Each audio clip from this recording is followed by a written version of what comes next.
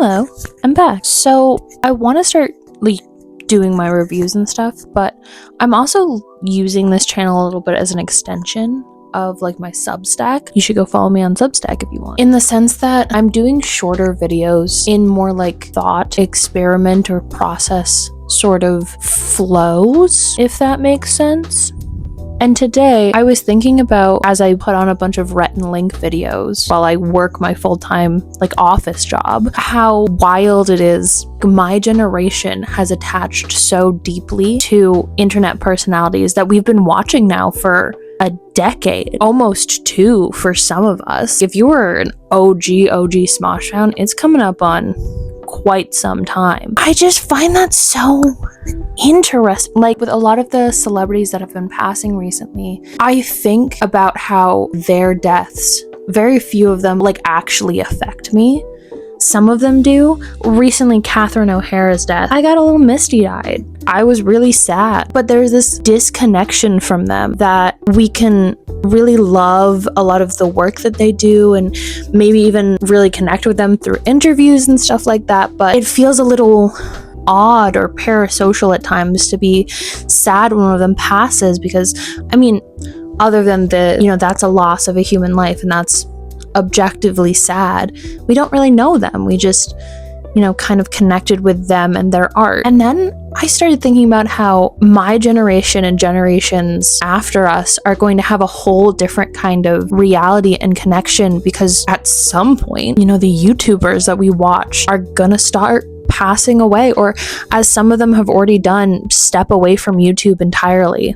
I think is going to be such a cultural moment that no one is really prepared for. I know I'm not. I come and go as a kind of avid Good Mythical Morning watcher, but it is undeniable that Rhett and Link have been, a big comfort to me. I started watching them when I was 12, maybe. I was there through the whole, deconstruction of their faith during a time where I was going through a similar deconstruction of the faith that I had been raised in. I stepped away and I wasn't watching as frequently when I was in college, but I've really rediscovered a passion for throwing them on just while I'm doing tasks around the house or am working. And I've just been thinking about the fact that someday they're gonna pass away, or they're gonna start doing the channel or hand it off to the team, who are all incredible. And I genuinely think that I'm going to be moved by a grief that I am not going to be able to really describe,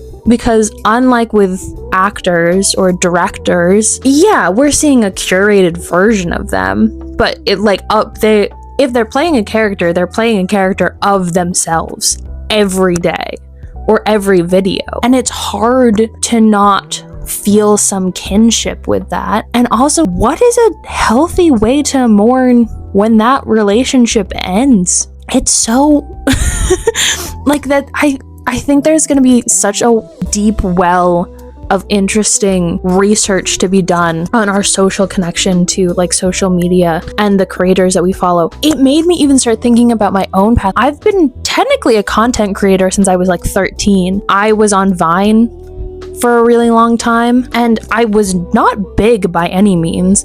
I was in a lot of the fandom spaces, but I think when Vine shut down, I had 10,000 followers. It was enough that I was starting to be my sounds were starting to be used by people. I was getting tagged or credited in edits. If you searched my username just on Google, I popped up, which was very funny because my username was Mrs. David Tennant, I think 23. So yeah, I kind of got freaked out. I was given that immediate out when Vine, was shut down. So, because I was starting to get reached out to, again, by very small companies being like, hey, do you want to do a collab? Hey, we can send you a free sample. And I was 15 and my parents didn't really know I was doing this. So of course, just not responding. And then I was like, oh, thank God it's over. And I was starting high school. So I was like, that couldn't have gone anywhere anyway. I didn't really do social media for most of high school, I would say. I just wasn't interested in it. I really liked creating, but I focused mostly on my acting, and so that was fulfilling enough. And then I got to college, and with COVID and everything, I dabbled in Musical.ly, but I immediately did not like it. I was over it. I didn't like, the kind of whole aesthetic of the platform. But a few years into college, it transitioned into TikTok.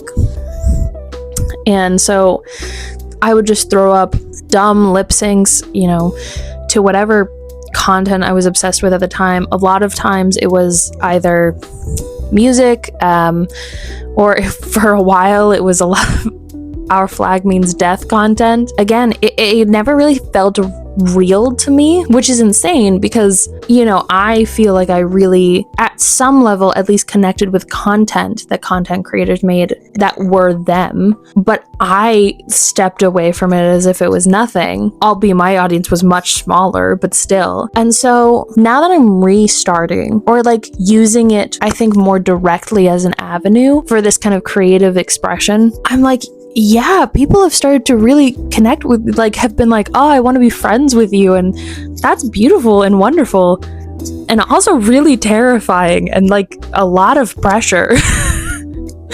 And so it made me really think about my relationship to creators. I can distinctly remember waking up at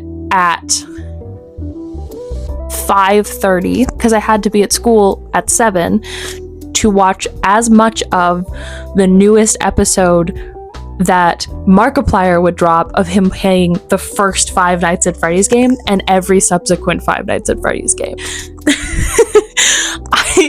I decided I would rather lose sleep than not watch this stranger play this video game because I was so invested, not only in him, but like how, like his humor, how he played the game, all of it. And I just watched his first feature-length film in theaters. I watched a bunch of Smosh growing up, obviously Rhett and Link, Jacksepticeye was also a big one. That's to everyone who's like, oh, you only recently got into the Irish language. No, you can blame Sean. That's why I learned Irish.